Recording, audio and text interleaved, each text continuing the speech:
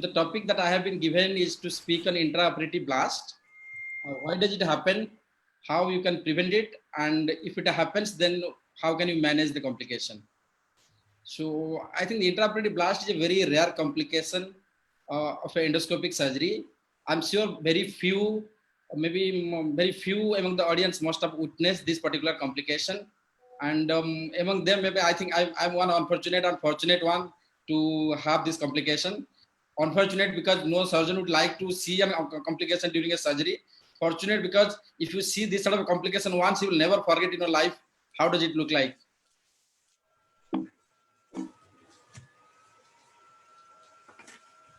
Okay, I have nothing to disclose. Intraoperative blast is actually a very rare complication that happens particularly after the endoscopic surgery like TURP and TURBT. It is more commonly reported after TURP than after a TURBT. It has also been reported after endoscopic resection of the colonic tumors. So the question is, why does intraoperative blast happen? What is the mechanism behind the intraoperative blast? If the intraoperative blast actually happens, it can lead to bladder rupture, leading to implantation of cancer cells within the abdomen. So the mechanism is actually, while you do a transurethral resection of the tumor, there is production of the gases due to pyrolysis of the tissue and hydrolysis of the intracellular water.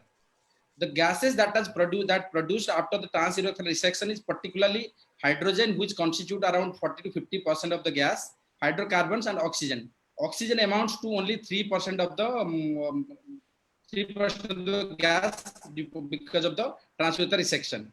But this little amount of oxygen actually doesn't cause any lesion when it comes in contact with the cautery current.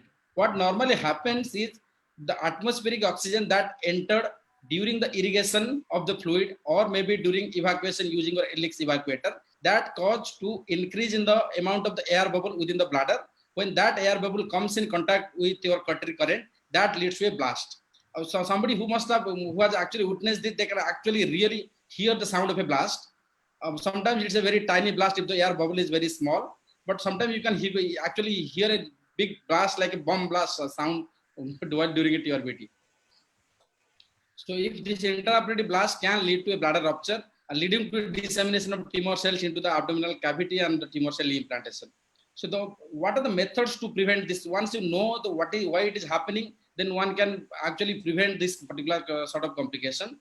The most common method to prevent it, you should avoid the entry of air. Should avoid the entry of air into the bladder during your irrigation and evacuation. But having said this, even no matter how much careful you are, there are some sort of air entry always into the bladder while you are doing an irrigation, also during evacuation. So then comes, once the air goes into the bladder, then what you have to do actually, remove these air bubbles from the bladder by keeping the beak of the resectoscope at the bladder, at the bubble, and you can also keep the patient in transdermal position. So that has been one very beautiful method that has been described by this paper that has been produced from the Japan. This has been produced in the video technique method. Actually, I didn't actually counter this particular article till today. So while I was preparing for this particular presentation, I actually saw this particular article. But even before that, actually, what we used to do, we used to keep the beak of the resectoscope at the bubble the way it has been actually depicted in this particular picture. What it has been shown here actually, once the air bubble gets accumulated in the anterior wall, beak of the resectoscope near the air bubble, then you have to stop the exit point, and what you have to do is then remove the irrigation entry point and then open it. So what will happen actually, from this big holes, the air will be actually sucked out. So this is what we actually, before actually even I came across this particular article, we used to do actually to keep the beak of the resectoscope at the air bubble and then remove it from the back of the resectoscope so that the air will be sucked out. And the other thing is actually, while you are doing resection in the anterior wall, then what you can do, you can actually give pressure on the anterior wall of the abdomen so that you can dissipate the air bubble at the resection site. You can dissipate it from the resection site, then you can actually cut it. And also one more important thing one should actually remember while cutting, when there are lots of air bubble, one should use a moderate power setting. One should use intermittent current rather than a continuous current.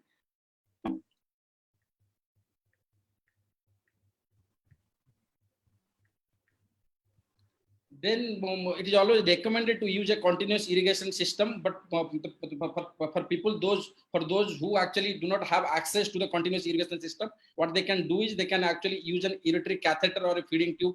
They can put through the urethra into the bladder to help in evacuating the air bubbles. And there are people, those who have also used suprapubic catheter, but this can only be used if you are actually doing a TURP in a non-continuous irrigation system. But you cannot use a suprapubic catheter, particularly if you are doing a TURBT, for the risk of tumor implantation. So then now coming to the management. Sometimes actually, if you see if the blast is actually small enough, it will actually give a popping sort of a sound, but actually it will not cause major consequences. And sometimes if there is a perforation, but then if the perforation is small enough without causing any abdominal distension, many times it can be actually managed by keeping the catheter for a longer duration time.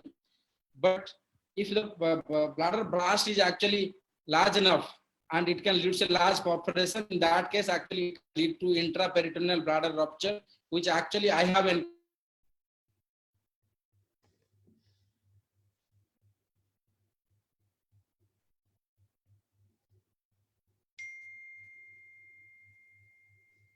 I think we have lost Dr. Naik. I'm sorry, actually, I was actually disconnected because of some internet issue. So am I audible now? Dr. Naik, we have lost your screen. You can just summarize your presentation now. Probably we have lost your screen, but you can just unmute yourself and just summarize your presentation. Okay, sir. Actually, the net was disconnected. Yeah, so you can just unmute so yourself. If there is a large population, unmute yourself. I think I'm unmuted, sir. Okay, go ahead. So if the population is large enough, in that case, actually you will require a laparotomy and the repair of the bladder. So this is this is my last slide. So that's what I present, and I thank you all for your kind attention. Thank you, Dr. Naik. Thank you for talking about the intraoperative blast.